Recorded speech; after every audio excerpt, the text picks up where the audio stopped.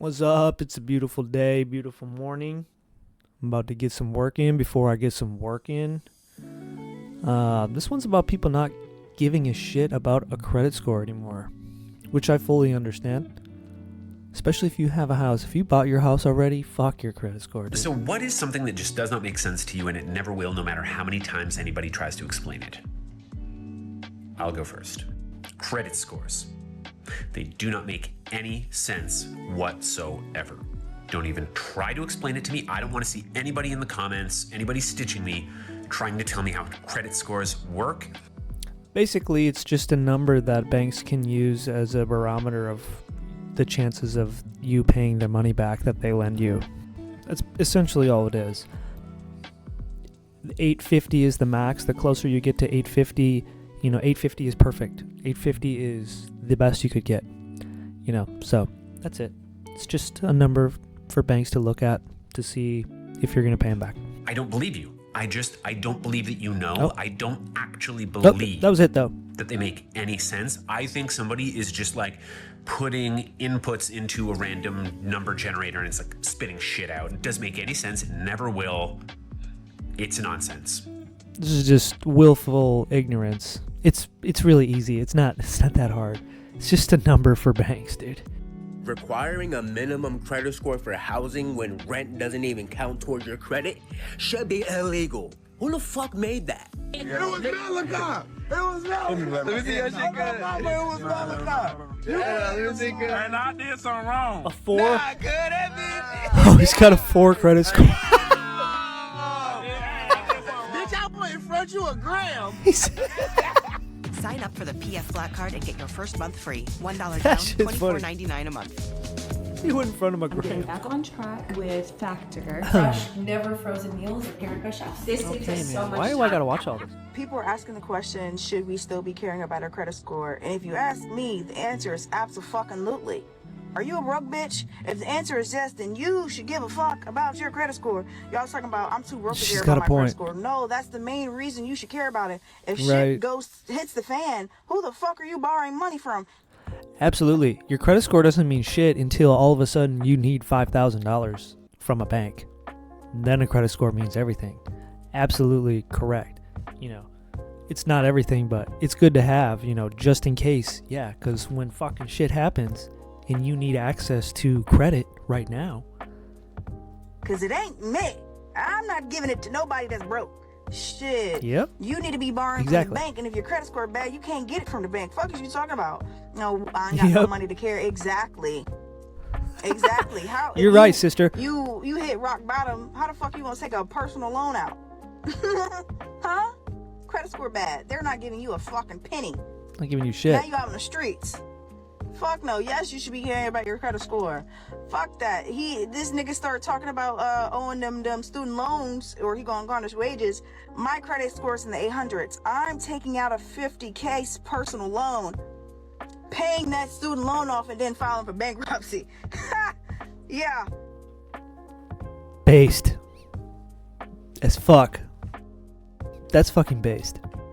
Yeah, I give a fuck about my credit score. I don't care if I can't buy a house right now. I can get a personal loan and file for bankruptcy. Can you do that with a 600 credit score?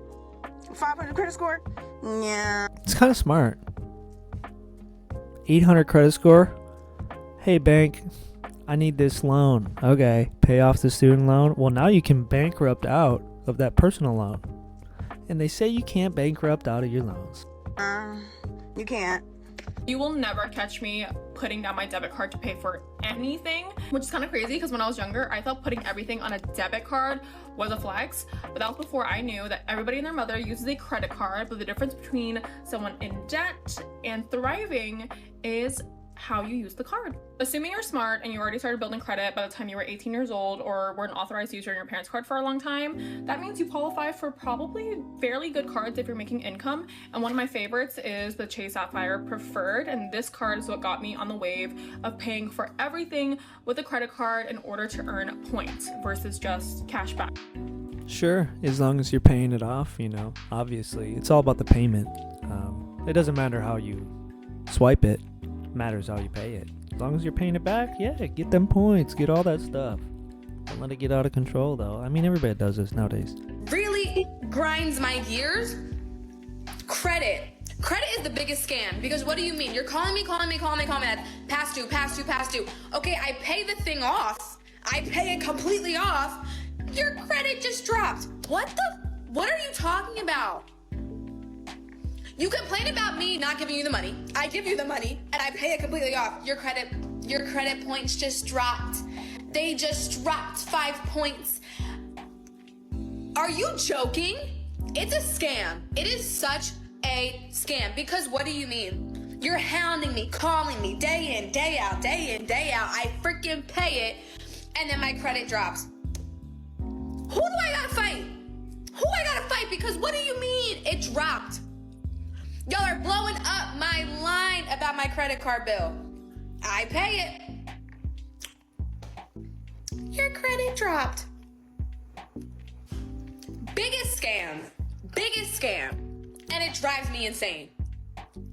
Grinds my gears to the least. If I pay off my credit card right away, does that impact my credit score in a negative way? Let me break it down for you in a way that you'll understand and actually figure out what's the best payment method that will work for you. Over here we have the normal credit card statement timeline. So on January 1st, we open our credit card. January 1st to 31st, this period of 28 to 31 days, depending on the month, is our billing cycle. Once your billing cycle is completed, say it's 31 days for this billing cycle, the 31st of January is your statement close date. Basically the date when your credit card issuer finalizes a billing cycle. So this is the last day that any transactions or payments or fees can be included in this month's billing cycle. Say by the end of your billing cycle, you get to the statement close date and you've only spent $1,000. So this balance would be the balance that is reported to the credit bureaus to calculate your utilization rate. Shortly after your statement close date, after 1 to 2 business days, or sometimes even on the same day, you get your statement in the mail. What is credit utilization? This credit utilization rate is used to calculate your credit score. This is a simple calculation. Credit utilization equals your credit card balance at the statement close date divided by the credit limit that you were allotted at the time that you opened your card. And to turn this into a percentage, we all know we just multiply that by 100. For this example, we spent $1,000 at the statement close date on January 31st. That's enough. Basically, yeah. You're gonna have a statement. You're gonna have a billing cycle, then you have a statement, and then you still have some time to pay it off before it actually goes to shit. So you have time basically before anybody really starts to care. Just pay it off. Ideally, you don't use it. My Your fucking future God, is dude. at your fingertips.